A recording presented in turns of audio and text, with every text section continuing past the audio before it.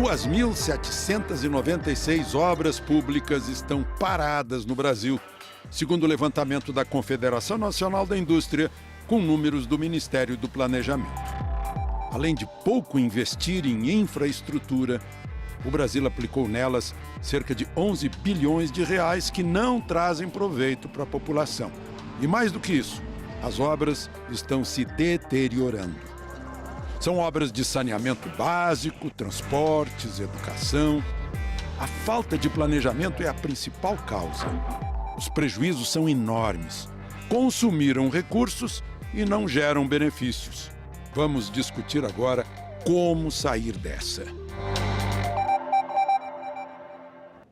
Então, para fazer essa discussão, nós convidamos a Ilana Ferreira, que é especialista em infraestrutura da Confederação Nacional da Indústria, e o professor José Carneiro da Cunha, que é um especialista em gestão pública e professor de avaliação de projetos da Universidade de Brasília. Eu inicialmente gostaria de convidá-los para a gente ouvir um giro feito pelos nossos repórteres pelo país, e a gente começa por Goiás. Oi, Matheus. Oi, Alexandre. Aqui em Goiânia, um exemplo de obra parada é a construção do BRT, um corredor exclusivo de ônibus que poderia atender até 120 mil passageiros por dia, ligando 148 bairros da capital e também de Aparecida, cidade da região metropolitana. Essa obra estava prevista para ser entregue em março do ano passado, ela começou a ser construída em março de 2015 e nesse meio tempo aí ficou parada em duas oportunidades. Aqui em Brasília, o governo investiu pelo menos 315 milhões de reais em obras para melhorar o transporte público que estavam paradas ou com prazo de entrega atrasado. Entre elas, a criação de 2 novas estações do metrô, a ampliação de vias e a construção do VLT, uma linha de veículos leves que ligaria o centro de Brasília até o aeroporto. Em Belém, 2 UPAs estão com as obras paradas. As construções começaram há 4 anos e deveriam ter ficado prontas até 2016. Até agora, as obras já consumiram mais de 10 milhões de reais. Falar sobre o VLT em Cuiabá é uma decepção para quem contava com um meio de transporte que prometia melhorar a mobilidade urbana de mais de 295 mil passageiros da região metropolitana. No bairro de Jacarepaguá, na zona oeste do Rio de Janeiro, o esqueleto do edifício que começou a ser construído em dezembro de 2014 e deveria ter terminado em julho de 2016. Uma escola de educação infantil está abandonada, com material se deteriorando e água acumulada em tanques, potenciais criadouros para mosquitos transmissores de doenças como dengue, zika e chikungunya. Professor, qual a consequência de uma obra parada? Enorme, né? Em primeiro lugar, você tem a destruição do capital. Houve um investimento público e esse recurso vai ser perdido pela própria deterioração da obra. Outro problema é que, para parar uma obra, você tem que planejar essa parada. O que nós vimos muito nas matérias são obras com armaduras expostas, com estruturas de aço expostas. Ao você expor uma estrutura dessa ao tempo, elas são fragilizadas. Então, na retomada, você vai ter uma necessidade de investimento considerável para garantir a segurança daquele empreendimento. Tem que retirar o que está enferrujado. Tem que retirar o que está enferrujado, estudar se não houveram outros danos na infraestrutura em razão da obra parada. Ou seja, é um dinheiro que você desperdiçou e você ainda vai ter que desperdiçar mais para retomar o empreendimento. Tem até, Ilana, até mosquitos da dengue, né, em obras como essas. Sem dúvida, Alexandre, o impacto desse tipo de paralisação é gigantesco. Não só pelo recurso que foi disponibilizado para essa obra, que não trouxe o retorno para a sociedade, poderia ter sido aplicado em outros empreendimentos ou trazido algum outro tipo de retorno, enfim, para o governo, para a sociedade de modo geral, quanto também pela questão do que a sociedade perdeu ao não ter aquele serviço prestado. Né? E é só para a gente lembrar, né? Isso aí é imposto que as pessoas pagaram ou empréstimo que o governo tomou e está pagando juros, né? E em muitos casos, principalmente nessas obras sociais, empresas que, pelo contexto econômico, acabaram abandonando as obras. Né? Pois é. Agora eu gostaria de mostrar os números dessas obras paradas. Vamos ao telão aí para ver o tamanho disso. levantamento de 2017, Ministério do Planejamento com a Confederação Nacional da Indústria. 2.797 obras paradas. Creches, pré-escolas e ginásios são 1.362, dá quase metade. Unidades básicas de saúde de pronto atendimento, 156, é menos, e outros, né, 27,2%, 762 obras. Vamos ver que obras são essas, né, além de creches, escolas e unidades de saúde. Quase tudo de transporte. Tem muito de saneamento, 447 obras de saneamento básico, coisa necessária para a saúde pública no Brasil. Aeroportos, ferrovias, hidrovias, mobilidade urbana e rodovias. Por isso que o Brasil anda devagar, né, professor? Com certeza. Agora, existe um outro detalhe. Além dessas obras pararem e trazerem todo um custo logístico maior para o país, a gente vai ter que superar um outro problema, que é como integrar essas obras. Eu gasto muito dinheiro com ferrovia, gasto muito dinheiro com aeroporto, mas para o empresário, transportar a carga dele, transferir a carga dele de um caminhão para um trem é extremamente custoso no Brasil. Então, essas obras, e aí a gente cai num risco maior dessas obras serem concluídas e os benefícios econômicos delas... Ficarem bem aquém do desejado. Ficarem bem aquém do desejado, por nós não resolvermos desses gargalos. E essas de saneamento, então, hein, que é uma questão de saúde pública. Saneamento, a Caixa Econômica fez uma auditoria em algumas obras ano passado e encontrou que em mais de 80% das obras de saneamento existem problemas de projeto básico. Não é? E como não aparece, né, os políticos não têm muito interesse, né? Não, e é pior, porque um problema em projeto básico, às vezes ele vai aparecer na execução. Então, você tem um problema de projeto, começa a executar a obra, no meio da execução você encontra aquele problema. A obra tem que parar. Para você recuperar aquela obra e resolver esse problema, são alguns anos. Confederação Nacional da Indústria, como é que está vendo isso? O nosso estudo, né, que foi realizado para os candidatos à presidência da República, averigou de forma surpreendente que o grande problema, independente do setor, é projeto. Essa foi a maior causa, seguida para esses empreendimentos sociais, a questão fiscal municipal, muitas vezes são empreendimentos municipais, e também o próprio abandono de empresas pelo contexto econômico. No caso de saneamento, nós temos um desafio maior ainda, que é a própria burocracia de liberação de recursos. Muitas vezes, esses projetos são apresentados para o governo federal, seja para a liberação do Ministério das Cidades ou da Caixa Econômica, e o prazo para liberação de recurso torna esse projeto completamente defasado. Como são obras em ambientes urbanos ocupados, demora mais de 2 anos para esse recurso ser liberado. Muitas vezes, esse projeto, quando vai ser executado, ele simplesmente é incompatível com a realidade. E uma outra questão, professor, o governador ou presidente que forem eleitos agora, né, que disposição eles terão de tocar uma obra que está parada? Existe um enorme incentivo adverso nesse caso, porque no Brasil você é muito punido por fazer algo e pouco punido por prevaricar. Então, você acabou de assumir o seu cargo, existe uma obra parada no seu município, no seu estado ou no país por conta de uma falha de projeto básico. É difícil você corrigir isso. Você, às vezes, vai cair em alguns conflitos de legislação para você conseguir resolver este problema e, ao agir, você pode ser responsabilizado no seu CPF. Enquanto, às vezes, ao não fazer nada... Vai responsabilizar alguém que não iniciou a obra e que não planejou a obra. Sim, que está tentando resolver o problema. Pois é. Ilana, como é que você vê esse impasse aí? Nosso ponto de vista, dentro da área de infraestrutura, uma discussão que a gente sempre traz é que infraestrutura precisa de planejamento de longo prazo. Planejamento de longo prazo exige continuidade de programas. Então, nós vemos até esse quadro das obras paradas. Estratégia, né? Estratégia.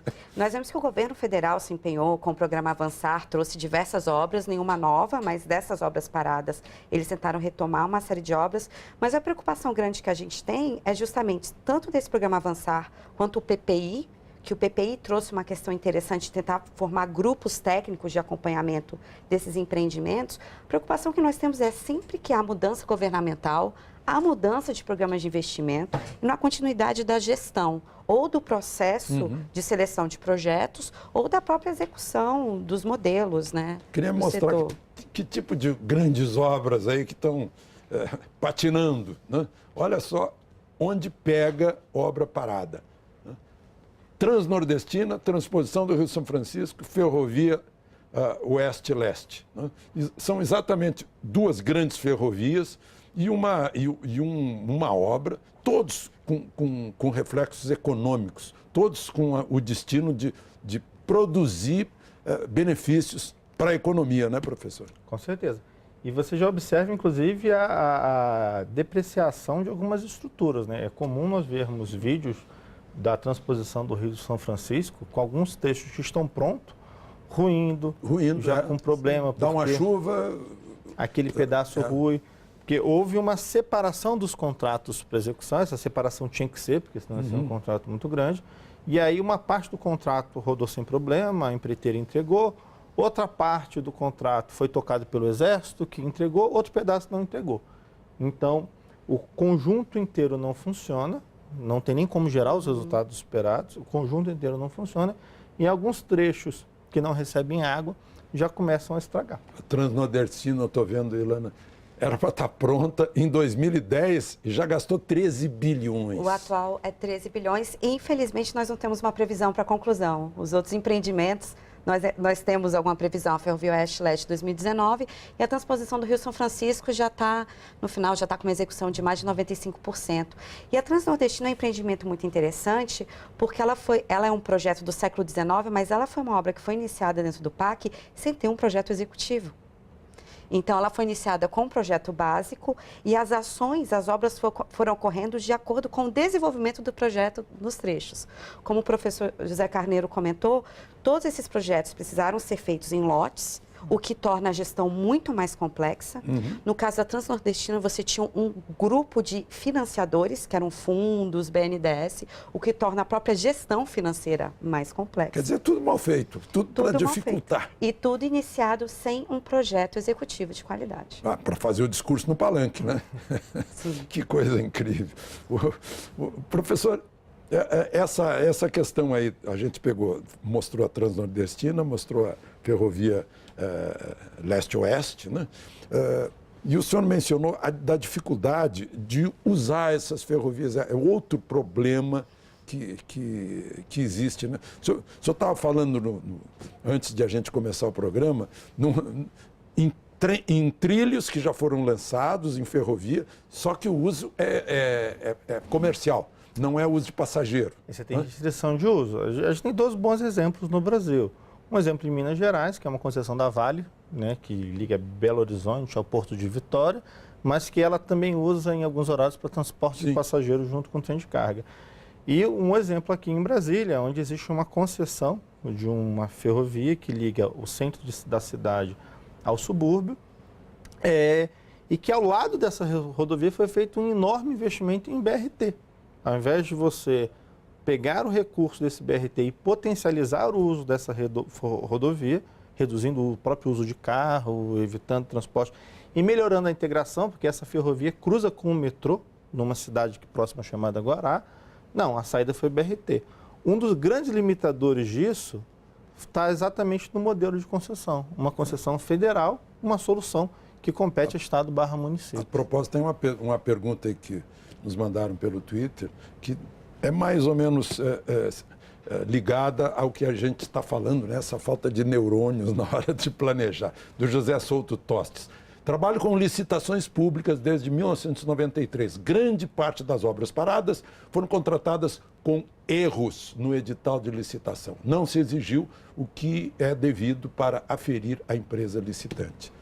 Então já começa lá na licitação o problema, né? Já começa. Um dos problemas que nós já observamos é que o edital mal estruturado acaba até dando abertura para empresas aventureiras, por exemplo, que elas entram no empreendimento...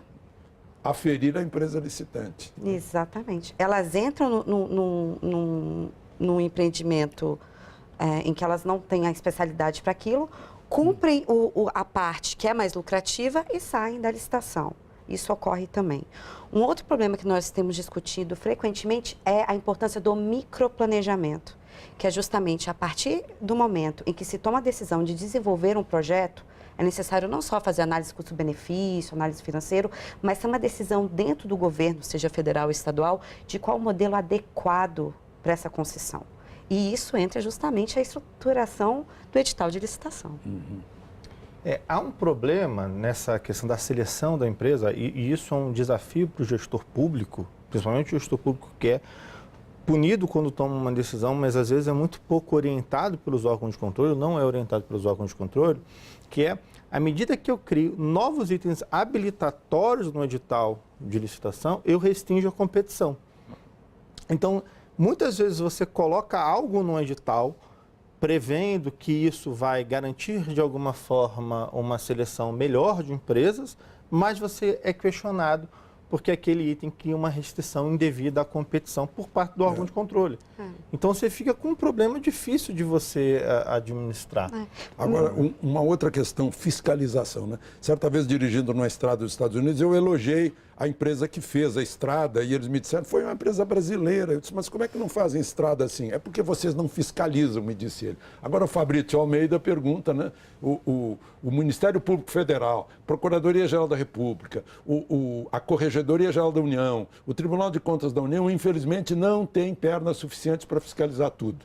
É nosso dever também fiscalizar e denunciar a participação dos conselhos que existem nos municípios. Seria um bom caminho para aqueles que querem auxiliar no controle social. Pois é, como fiscalizar a empreiteira que recebeu o contrato? Eu acho que a gente já está dando até um salto a mais aí, porque a gente está supondo que a paralisação se dá em razão de algum erro intencional da administração. E muitas dessas paralisações, elas não acontecem em razão de um erro deliberado. Elas não acontecem por causa da corrupção ou da tramóia. Só que nós somos levados a ter essa sensação. Acaso. É um erro, é um problema de qualificação. Isso está até bem diagnosticado pelo Tribunal de Contas. Você tem um enorme problema de qualificação da mão de obra que faz esses projetos básicos, né? Você tem problemas de seleção, que são restrições que a legislação nos impõe, como o exemplo que eu dei, quando você vai para a parte de habilitação do edital de licitação, você tem um equilíbrio perigoso para a administração aqui. Se eu restringo demais, eu limito a competição, eu crio um problema de preço. Se eu não limito o suficiente entre o aventureiro, tá certo? E você tem outras situações em que há um erro de dimensionamento de projeto que não necessariamente advém de uma má intenção. Mesmo na iniciativa privada, existem alguns trabalhos acadêmicos que fazem esse tipo de levantamento, mesmo na iniciativa privada, cerca de 50% dos bons projetos não alcançam seus resultados. Às vezes aparece no Ministério Público. E outro aspecto importante, Alexandre, é que muitos empreendimentos passam por processos burocráticos que não são simples. Nós tivemos o caso do Linhão do Madeira, que era uma linha de transmissão muito importante. Nós analisamos por que ela havia paralisado e havia um impasse entre o IBAMA, que indicava o trajeto adequado, e a FUNAI, que não aceitava o trajeto indicado pelo IBAMA. Então, até a questão do alinhamento do governo federal, no caso do estadual, acaba atrapalhando, o não alinhamento, no caso, a execução desse projeto. Só vocês, governo federal, que se entendam antes de mais nada. Que é justamente o que leva à questão da segurança jurídica. Claro. Né? A falta de segurança jurídica. Famoso item que está incluído no custo Brasil, né? A insegurança jurídica. Dúvida. Agora, se punir os responsáveis pela paralisação de obras, será que adianta? Mas eu gostaria de ouvir essa resposta logo depois do nosso intervalo comercial. A gente já volta.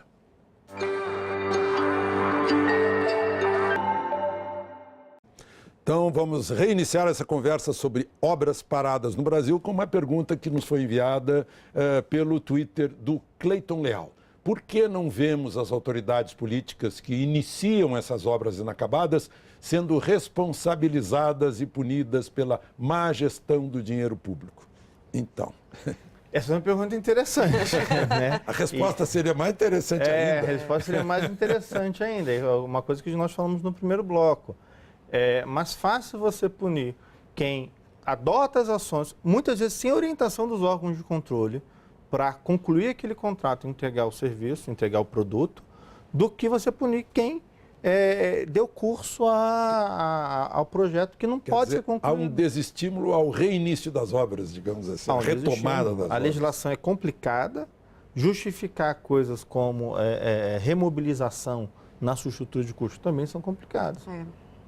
Na realidade, se nós formos punir, nós teríamos que punir todos, né? É um problema sistêmico.